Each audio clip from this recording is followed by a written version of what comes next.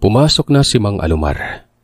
Mabilis na inasikaso nito si Rodolfo. Hinugasan ng asin ang katawan. Pinahira ng himag. Pinainom din yun ng himag kahit nahihirapan pang ibuka ang bibig. Dumating si Tia Aina. Nagmungkahi sa kanya ang albularyo na dalhin sa ospital si Rodolfo dahil baka maubusan ito ng dugo nun. Nagmumura na si Mang Enteng. Galit na galit ito at pinaghahampas pa ng itak ang taniman ng tiyo. Dali-daling umalis si Tia Aina. Mga umaga na noon nang may dumating na ambulansya. Wala nang malay si Rodolfo nang dalhin sa ospital. Si Tia ang sumama doon at ang anak nitong babae. Bumalik sila tatay dalang balitang napatay ang isa. Nanghina daw kasi yun dahil nga may tama na rin ang itak. Tinadtad nila ng pagtaga. Nagmungkahi si Tiyo na lumisan na daw kami dahil hindi lang 3 ang aswang. May iba pa umanong nakaatang doon sa may kakahuyan na nasa anyong tao. Ito na mga sandaling tumawid na kami ng dagat.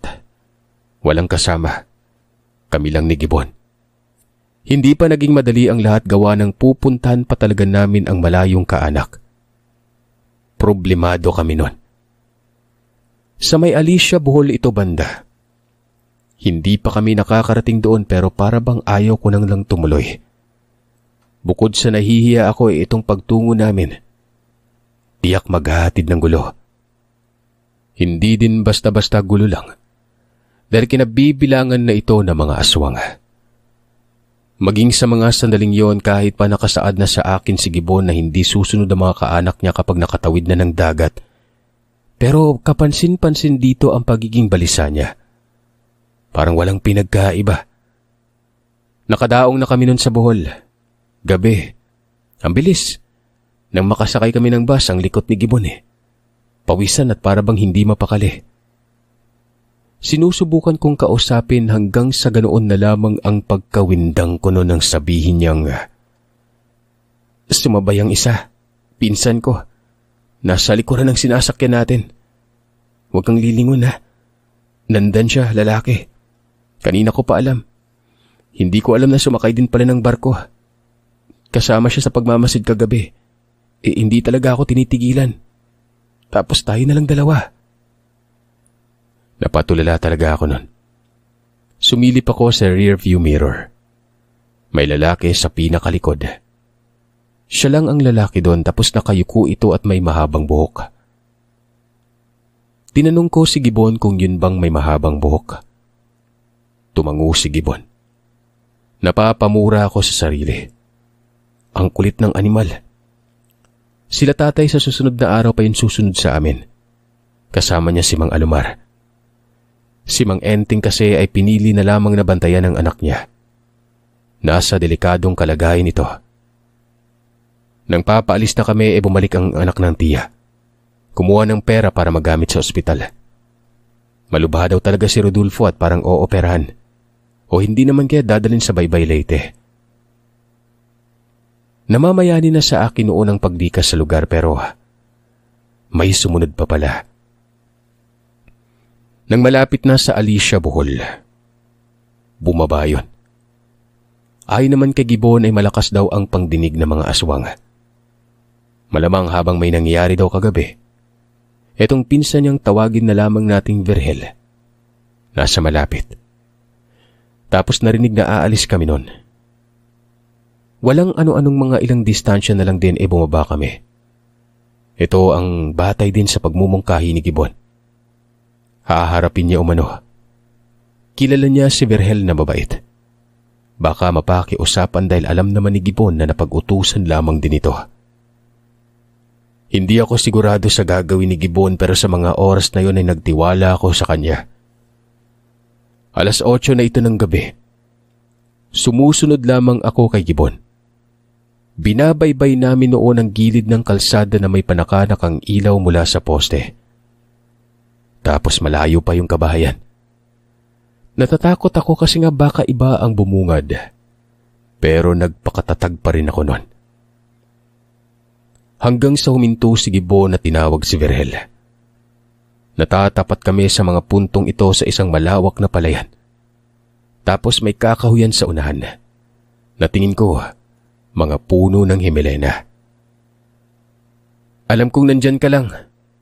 Lumabas ka, Virgel. Makikipag-usap ako sa'yo. Sige na. Makailang beses din yung pagtawag niya.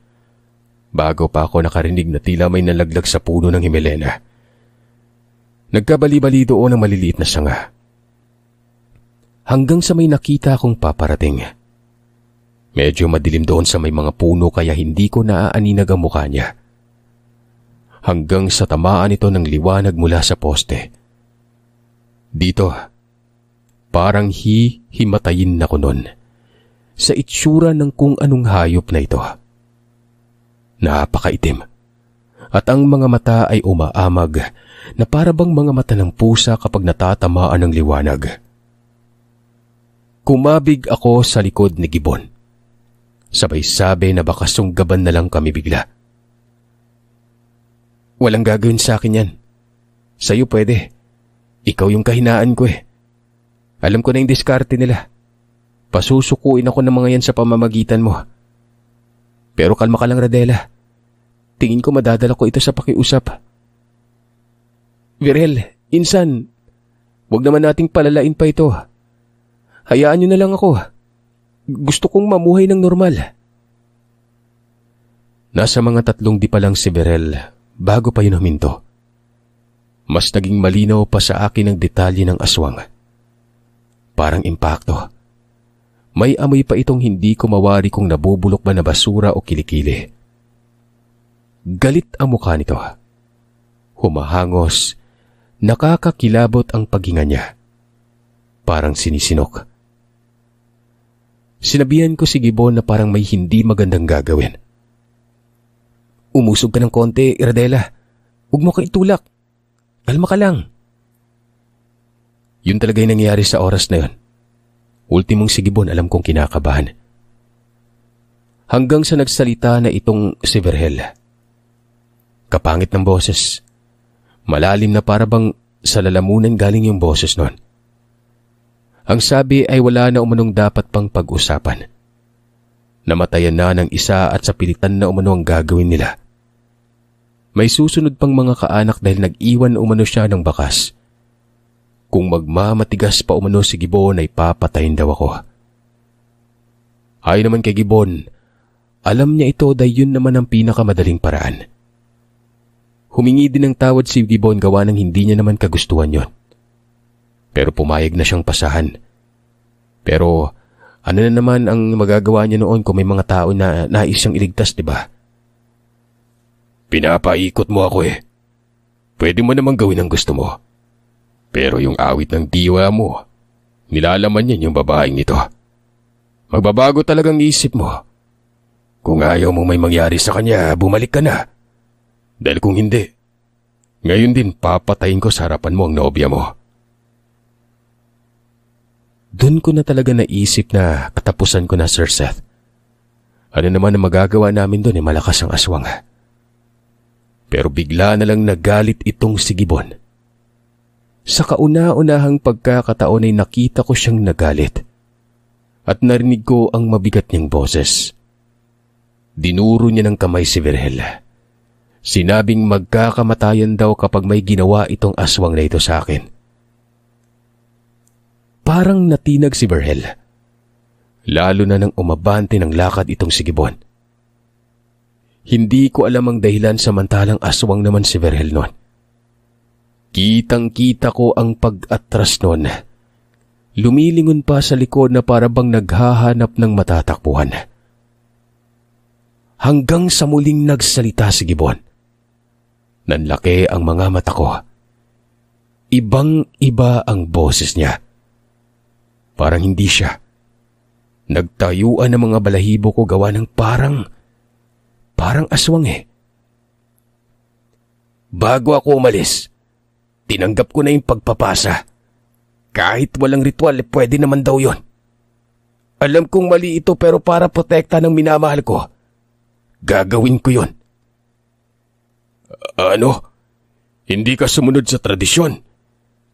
Kung sa mong tinanggap ng hindi dinadaan kay Aling Docelia? Aswang ka na pala. Bakit? Para saan bang ritual?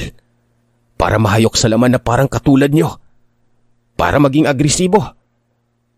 Sinabi sa akin ni nanay ang sikreto. Si Aling Docelia ang dahilan kung bakit iba ang kinalalabasan ng pagpapasa. Pwede namang maayos. Aswang lang naman at pwede pa rin mamuhay ng normal. Pero kapag sinunod yung ritual, anong mangyayari? Tama ba ako, Berhel? Kahangalan niyang prinsipyo na tinatawag niyong mga bantay. Bantay para pumatay. Ridela, patawarin mo ako, pero tinanggap ko na yung pagiging aswang. Nagkaroon lang ako ng pag-asa dahil sa sinabi sa akin ni Nanay Rosalinda. Hindi likas na masama si tatay kung hindi lang dahil kay Aling Docelia. Kinubli ko ito dahil inaantay kong maging hinog ang binhi. Hindi ka ba nagtataka? Malakas ang pakiramdam ko. Tumabi ka muna at mukhang may mamamatay na aswang ngayong gabi. Napaiyak ako noon. Hindi ako makapaniwala na aswang na pala si Gibbon.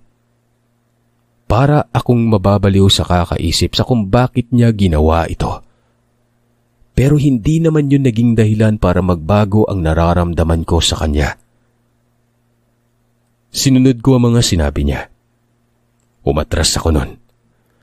Habang nangyayari naman ito, si Verhel parang papalag ata. Naglakad si Gibbon patungo sa may palayan banda.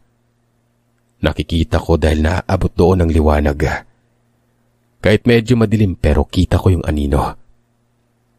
Animoy inilalayo ni Gibbon itong si Verhel sa akin. Sumunod yon at biglang sinunggaban si Gibbon. Hindi ko na masilayan sila ng magawi sa matataas na damo. Para bang gumagapang ang mga ito sa putikan.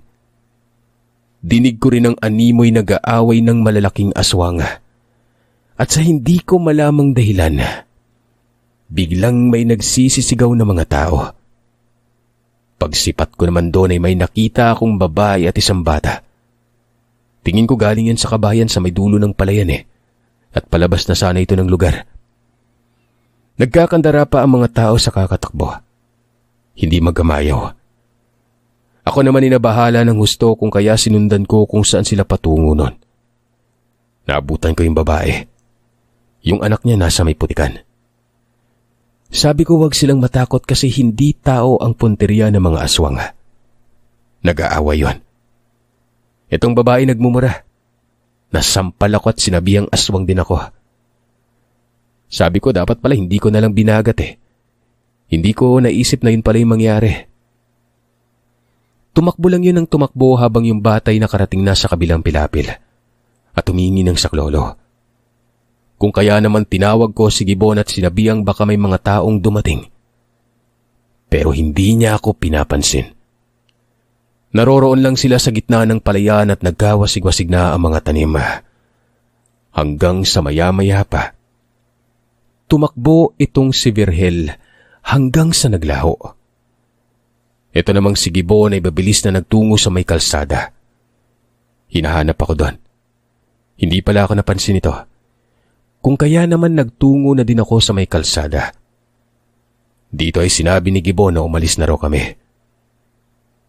Nagtanong ako sa kung bakit tumakbo si Verhel pero ayon kay Gibbon, mapapatay niya daw sana yon kanina kasi nga nasakal niya na.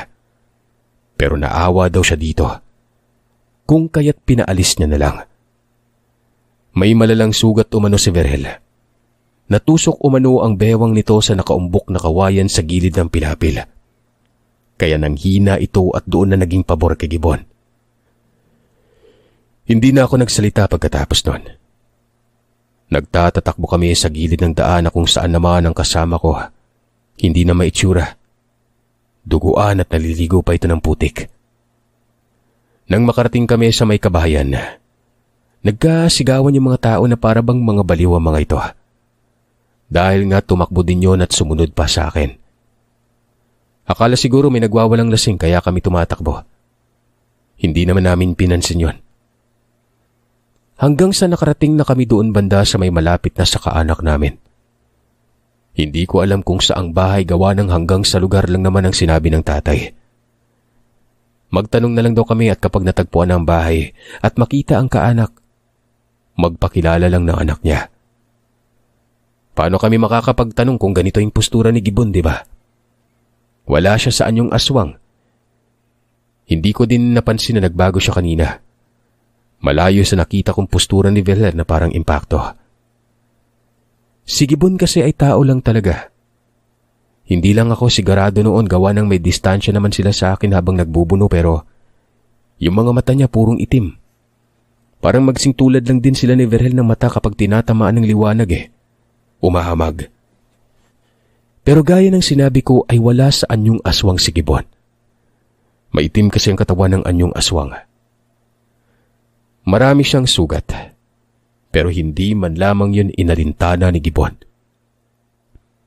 Dito sa narating naming lugar ay nasa may timog banda yun ng Alicia. Basta pagkatapos ng lungsod ay may lihisang daan patungong bukid. May mga bahay dito, may mga magkakalapit at may magkakalayo. Pero namamayani doon ang kakahuyan.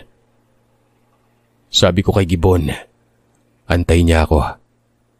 Magtatanong ako sa nakatira. Yung kaanak namin dito ay lalaki na may pamilya at matanda kay tatay ng konti. Kamag-anak lang na malayo. Pero ayon sa tatay ko, nakabakasyon na daw siya sa bahay nito nung binata pa siya.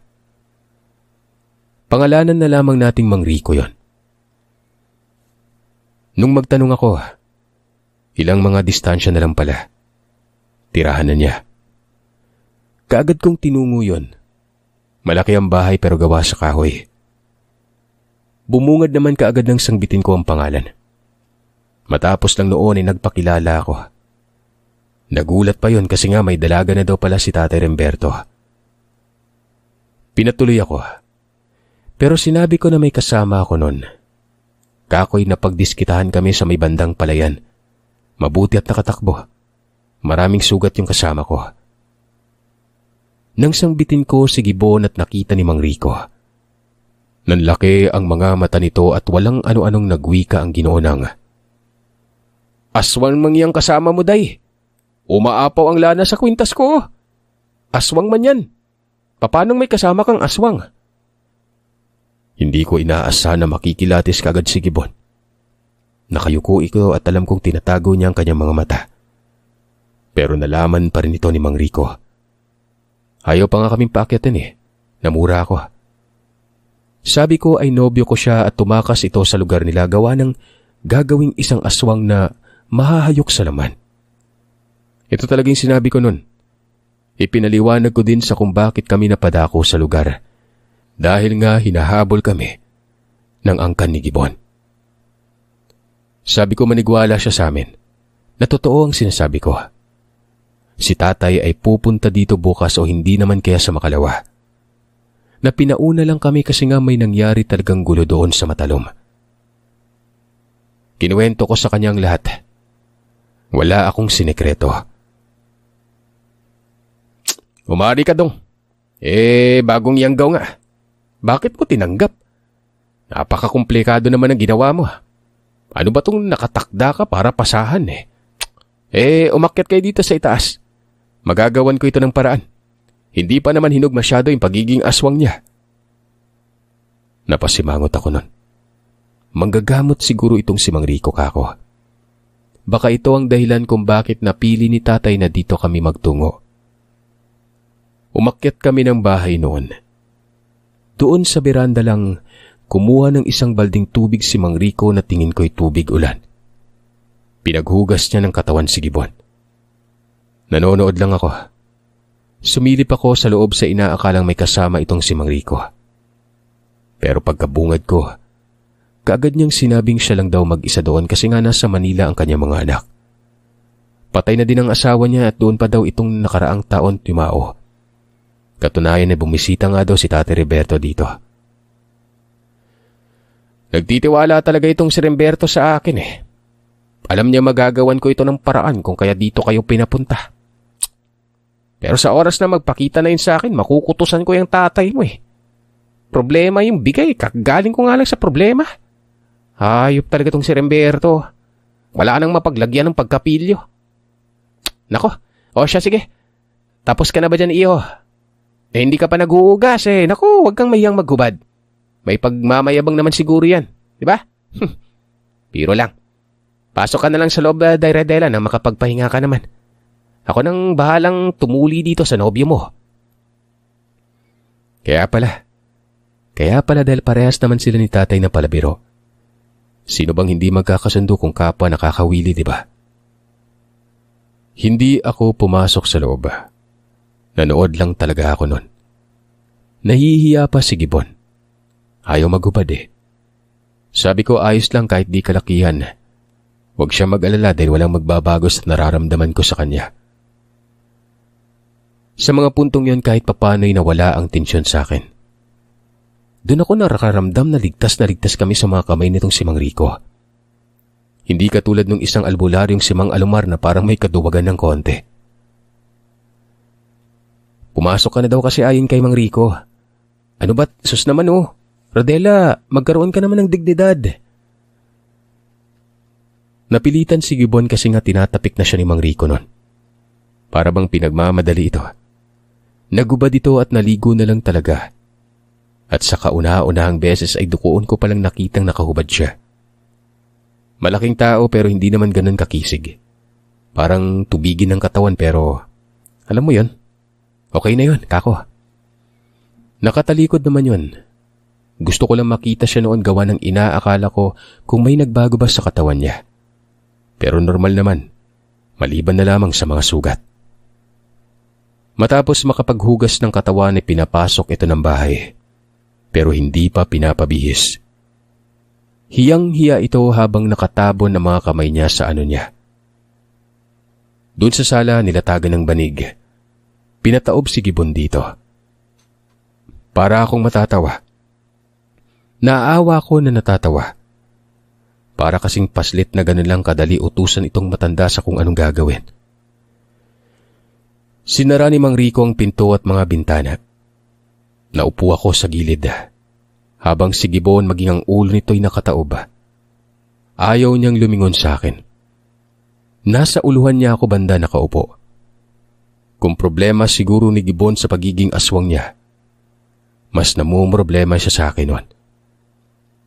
Hindi ko alam pero pinahiran niyo ng sangkatutak na lana. Pinagpapalo ng lubid na siyang nagpaatungal talaga kay Gibbon. May sumambit pa nga sa labas noon at nagtanong kay Mang Rico sa kung anong problema at para umanong may kinakatay na tao. Ginagamot ko lang. May pilay eh. Magsitulog na kayo. Pagkalakas ba ng pandinig nyo? Daig nyo pa yung mga aso eh. Kalibag tagok talaga itong mga taong to. Ay, nako. Tiisin mo kasi dong. Huwag kang sigaw ng sigaw. Kasalanan mo din naman kasi ito eh. Kapag masakit, huwag kang huminga. Sinabi ko noon na baka mamatay naman yan. Malakas din kasi yung pagkakapalo eh. Pati mga kapitbahay makakarinig talaga. Pwede kong katayin to ngayon eh. Kapag nagkatuluyan kayo, imposibleng hindi ka mamumroblema. May sumpong ang aswang. Kahit itanggi, mahayok talaga sa dugo yan. Usog mo ng konti yung petan mo dong. Iplastada mo ba ng maayos naman para okay yung pagkakapalo ko? Ayan, ganyan. Iigwad mo ng konti. Nagpatuloy sa pagpalo itong si Mang Rico. Habang si Gibbon naman na hindi talaga humihinga kapag tinatamaan. Lumalagapak pang lubid eh. Pero nakapagtatakang hindi man lang nagpapantalang bawat patama. Saglit lang namumula tapos bumabalik na sa normal. Maging yung mga sugat nga niya sa katawan dulot ng pagbubuno. Natutuyo ito na animoy gumagaling. Ganon talaga siguro ang aswang kako. Sa maniwala man kayo at sa hindi, saksing buhay ako dito. Hanggang sa naglaon ay napapansin kong pumapangit ang mukha ni Gibbon. Yung balat niya, nagsisimula ng umitim. Kinabahan ako gawa ng parang magiging aswang na ata siya. Pero in fairness kay Mang Rico ay hindi man lang makitaan ng pag-aalala. Kalmado lang kahit pawisan. Maya-maya iba na ang ginamit na pamalo. Isang patpat na may nakataling kung anong bagay na parang buntot ng baboy. Huli kong nalaman na buntot pala yun ng pagi. Pinsol. Dito ay napaiyak si Gibbon at sa pagkakataong ito, namamantal na at nagkakasugat ang bawat patama. Hanggang sa bigla itong nawal na malay. Pero kasabay naman noon ay may lumabas sa kanyang bibig. Parang putik na napakabaho. Tapos may bilog-bilog na parang mga dumi ng kambing. Pero matigas tingnan. Nagtanong ako kay Mang Rico kung ano yon at ang sabi ng Ginoo, "Tapos na ang problema mo.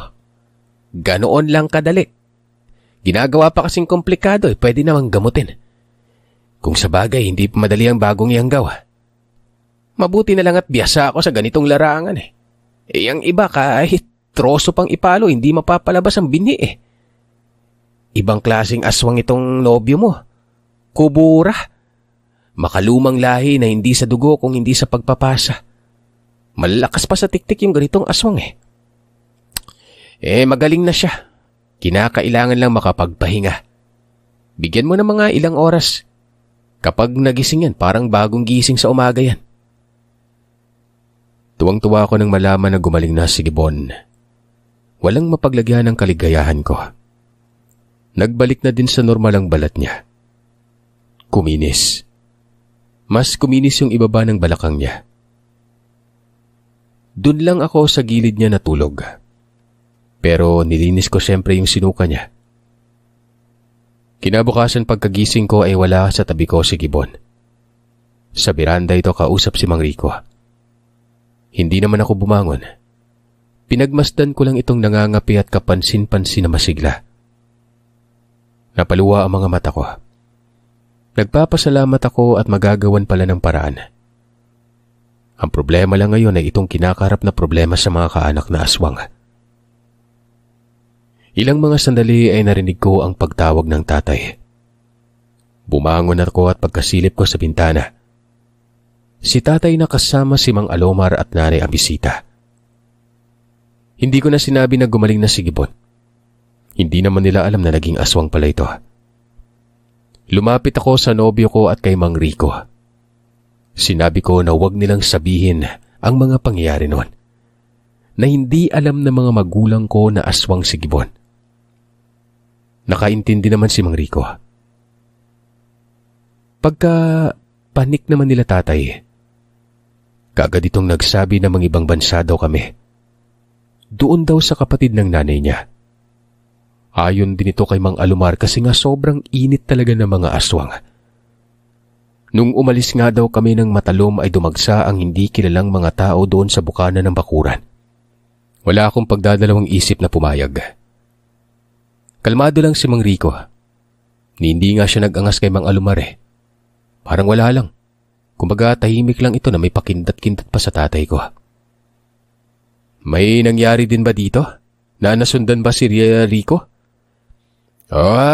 Rimberto, wala. Inaantabayanan ko nga eh. Gusto ko na din kasing kumatay ng aswang. Matagal na din yung pagiging manunugis ko. Kulit mo, Rimberto. Alam na alam mo yung ginagawa mo pero binigyan mo ako ng problema ha. Siya sige. Tama ang sinabi ng tatay mo. Magsilayas kayo dito sa Pilipinas. Hindi talaga titigil yung mga yan. Ayos lang kung hindi mang damay sa narinig ko parang malawakang kaguluhan. Para matahimik magsilayas na kayo dito. Napapailing na lang ako noon. Gusto kong tamawa. Hindi ko alam kung biro ba ang sinasabi nitong si Mang Rico o seryoso pero parang tuwang-tuwa pang tatay. Ayun na nga, natuloy ang pangingibang bansa. Inasikaso kaagad ang mga dokumento. Pero habang nangyayari ito ay nagpalipat-lipat kami ng lugar kasi nga sinusundan kami noong si Aling Docelia. Galit na galit yun lalo na nang malamang namatay ang binhi ng aswang na nasa katawan ni Gibbon. Nagtungo kami ng Surigao, Dapitan, Cebu, sa Astoria, Cebu. Tapos balik doon sa lugar nila Mang Rico. Parang nag-tour. Kasama naman namin si Mang Rico. Sila nanay kasi ang umasikaso sa mga kinakailangan namin nun At nung makumpleto na, umalis na kaagad. Ito na ang dahilan kung bakit ako nakatira dito sa ibang bansa. Katunayan, nag-merge kami kalaunan kasama na ang mga magulang ko Pati mga kapatid ko kasi nga ginagambala sila dun sa bahay sa Ilongos. Dito sa ibang bansa ligtas. Imposible namang sundan pa kami pati dito. Mamumroblema talaga sa pamasaya mga aswang na yan. Siyempre, hindi naman pwedeng hindi kami nagkatuluyan ni Gibbon, di ba? Mababaliwala lahat ng paghihirap namin kung hindi talaga kami para sa isa't isa. May mga anak na at siyempre masaya. Makabuluhan din ang lahat kasi nga ipinaglaban namin ang isa't isa nun. Karamay pa namin noon ang nagmamalasakit ng mga tao. Ang mga nagmamahal na magulang ko at mga kapatid. Balita ko sa kaanak ni Gibbon, wala naman na umanong nanggagambala pa. Lalo na sa lugar ni Gibbon kasi nga palaban na yung mga tao doon. Ito lang ang gusto kong ipaabot sa inyo. Kapag may subok, huwag niyong sukuan. Ako nga hindi ko sinukuan na kakaibang subok pa yun eh. Yan pa kayang napakasimpleng problema lang.